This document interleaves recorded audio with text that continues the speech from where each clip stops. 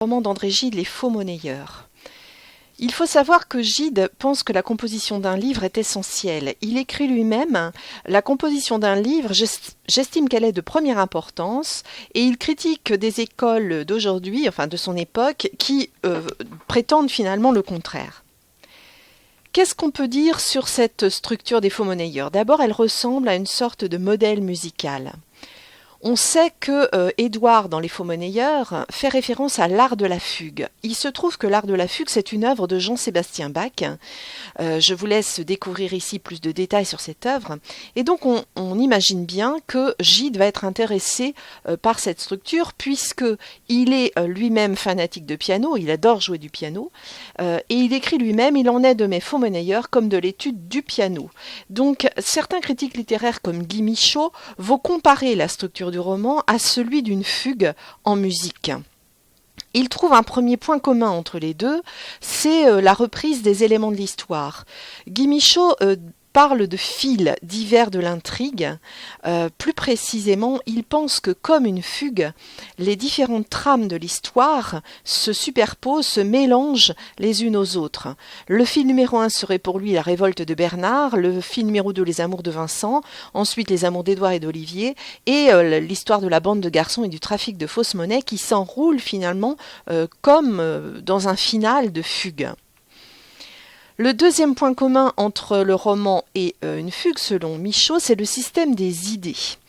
Il explique que le thème du journal d'Édouard, c'est finalement le fond de la fugue, puisque c'est une histoire qui accompagne les différents motifs de la fugue. Ces différents motifs, dans la partie numéro 1, ce serait d'abord le thème de la bande de garçons, de l'aventure, de la fausse monnaie et du faux amour. Ces différents motifs se superposent progressivement les uns aux autres. Dans la partie 2, il remarque que ce serait plutôt comme une pièce musicale au tempo modéré. Dans cette partie 2, c'est plutôt une sorte de méditation. Quant à la partie 3, les différents motifs se juxtaposent jusqu'à l'apothéose finalement du banquet des Argonautes, dans lequel il y a une intensité maximale où tous les fils de l'histoire sont réunis puis se trouvent dénoués.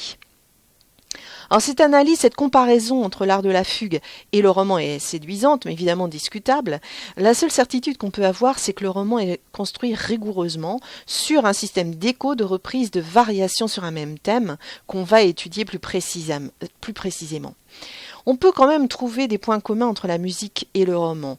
Gide dit « Je suis comme un musicien qui juxtapose et imbrique dans un motif d'andante un motif d'allegro ». D'abord, étudions le tempo du roman, le rythme du roman. On peut dire que dans les deux premières parties, la chronologie est morcelée, qu'il n'y a pas d'impression de durée. Elle est morcelée parce qu'il y a de nombreux retours en arrière. Vous avez un exemple ici. Et également, une même journée est racontée selon des points de vue différents, ce qui fait que la chronologie nous paraît très morcelée.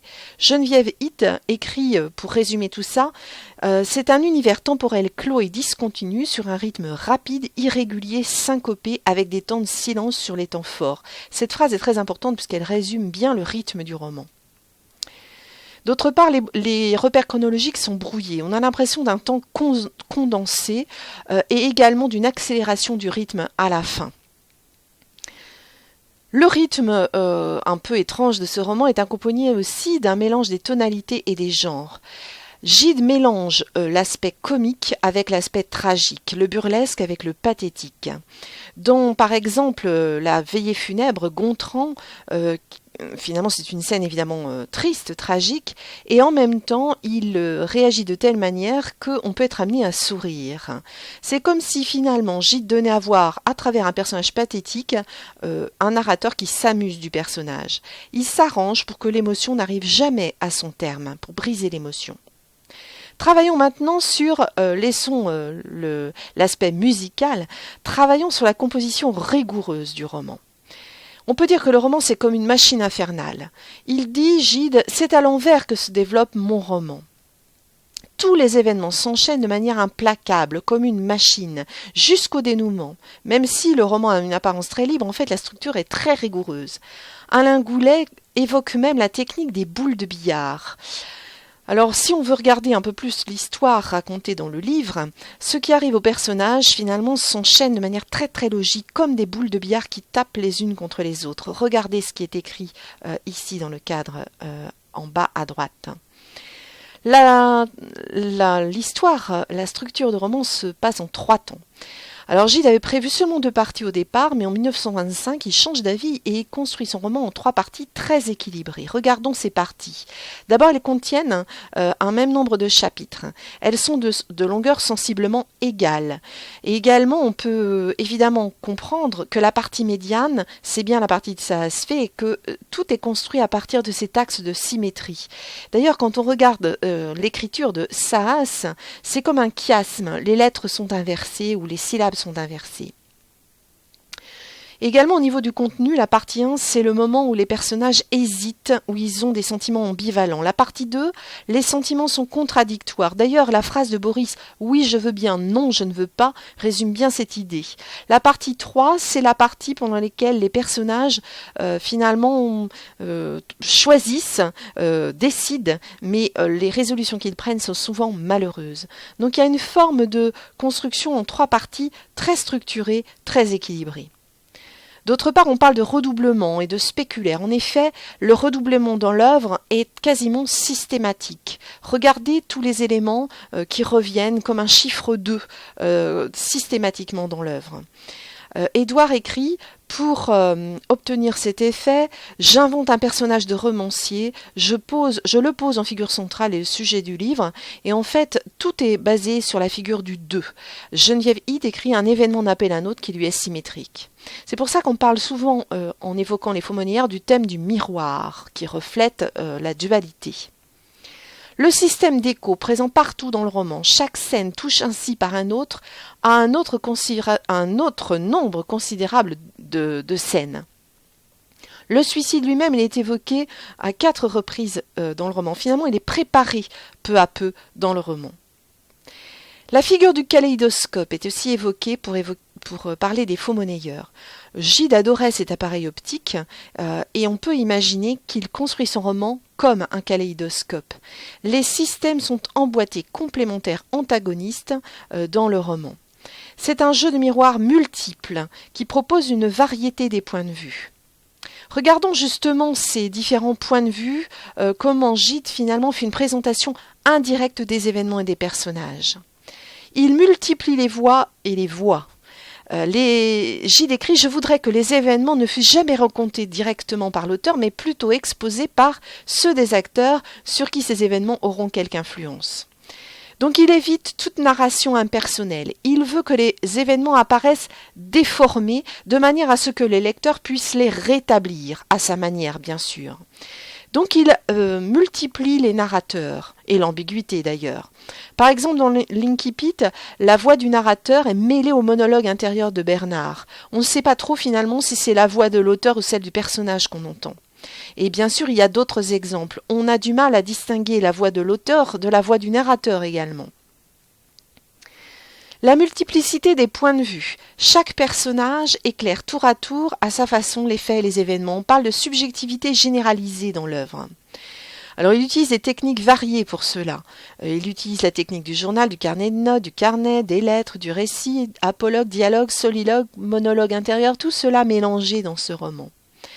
Gide écoute ses personnages, il les regarde agir plus qu'il ne les dirige, c'est lui-même qui le dit.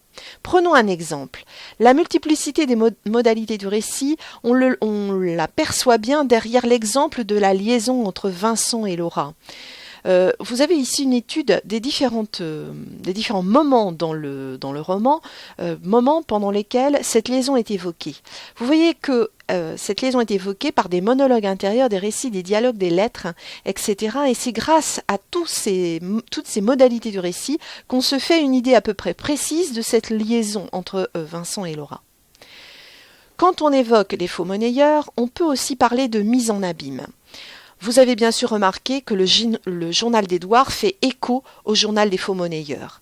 Alors Édouard projette d'écrire un roman qui s'appelle d'ailleurs Les faux-monnayeurs et évidemment Gide rédige lui-même le journal de la composition des faux-monnayeurs parallèlement au carnet d'Édouard. Gide écrit ses cahiers d'exercice, dit-il, à ceux que les questions du métier intéressent. Il affirme: le journal Les Faux-monnayeurs n'entre absolument pas dans le récit, ne fait pas partie du livre. Alors pourtant, on peut bien affirmer que le journal Les Faux-monnayeurs est d'une certaine manière le complément, la continuation du journal d'Édouard. Donc il y a un phénomène très clair d'écho entre ces deux œuvres et on peut dire que le rapport entre Les Faux-monnayeurs et le journal Les Faux-monnayeurs est très complexe. Si on prend l'exemple du vol de Georges surpris par Édouard dans le récit, dans Les Faux-monnayeurs, le roman, c'est évidemment un épisode qui est relaté dans Les Faux-monnayeurs et qui est relaté dans le journal d'Édouard à la date du 1er novembre, qui est lu par Bernard. Mais on retrouve le même événement dans le journal des Faux-monnayeurs au 3 mai 1921. Gide raconte qu'il a surpris un jeune garçon dérobant un guide d'Algérie. De la même manière, Édouard s'interroge sur la vraisemblance de cet épisode une fois intégré dans le roman. Il hésite à le mettre. Gide passe outre cette réserve et il intègre vraiment ce récit dans son roman Les Faux-monnayeurs. On peut en conclure que les deux œuvres se reflètent réciproquement mais ne se confondent jamais totalement. De la même manière, le journal de Gide et le récit Si le grain ne meurt sont des œuvres autobiographiques qui ont des liens vraiment très clairs avec le Genèse des Faux-monnayeurs. Il y a des échos entre toutes ces œuvres. Philippe le Jeune résume bien tout ça. Il écrit: c'est à une architecture de textes, certains de fiction, d'autres de critique, d'autres intimes, que Gide remet la tâche de manifester son image. Tout se passe comme s'il n'avait pas à écrire qui il est, mais à l'être en écrivant. Donc les critiques font des liens très évidents entre toutes les œuvres de Gide à ce moment-là, aussi bien les œuvres de fiction que les œuvres autobiographiques. Elles se répondent toutes. Le dernier modèle qu'on peut trouver pour étudier la structure des Faux-monnayeurs, c'est le modèle de l'arbre de la touffe. Ce modèle, il est évoqué comme une métaphore tout au long du roman Les Faux-monnayeurs, et même dans le journal d'ailleurs. Gide écrit: tout ce que je vois, je voudrais le faire entrer dans ce roman, m'en servir pour l'enrichissement de sa touffe. Le livre semble maintenant parfois doué de sa vie propre, on dirait une plante qui se développe. Donc finalement, il utilise des procédés pour donner l'impression que son livre se développe librement comme des branches le long d'un arbre sans son auteur. Comment fonctionne-t-il? Il utilise des procédés de relance. Les chapitres sont découpés en moments assez courts qui maintiennent un rythme dans le roman et à chaque fois qui permettent au livre de redémarrer. D'ailleurs, ça s'explique puisqu'il dit lui-même: je ressens une excessive difficulté en face de chaque nouveau chapitre pour le redémarrer. Donc il propose une respiration entre les chapitres et ces respirations, elles sont accentuées par le recours aux épigraphes et aux interventions du narrateur. Il utilise aussi des intrigues inachevées qui donnent l'impression de ces branches comme ça qui se prolongent. Les intrigues secondaires s'amorcent puis sont abandonnées. Également, on peut prendre l'exemple de l'histoire de Vincent, puisque Gide laisse planer le mystère sur la suite de son aventure. Dans le journal des Faux-monnayeurs, il écrit: admettre qu'un personnage qui s'en va puisse n'être vu que de dos. Donc on ne sait pas tout de l'histoire du personnage, parfois il nous quitte sans qu'on sache vraiment ce qu'il a vécu. Et puis, bien sûr, ce roman, c'est un roman ouvert. Gide écrit: celui-ci s'achèvera brusquement, non pas par épuisement du sujet, mais au contraire par son élargissement, par une sorte d'évasion de son contour.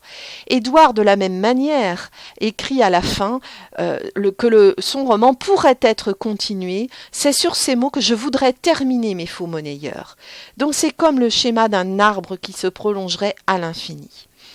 Voilà les différentes figures qu'on peut utiliser pour comparer de manière métaphorique la structure des Faux-monnayeurs, et ces différentes métaphores d'ailleurs sont utilisées par Gide lui-même pour qualifier son roman, aussi bien dans le journal des Faux-monnayeurs que dans d'autres œuvres. Voilà ce qu'on pouvait dire pour la structure des Faux-monnayeurs.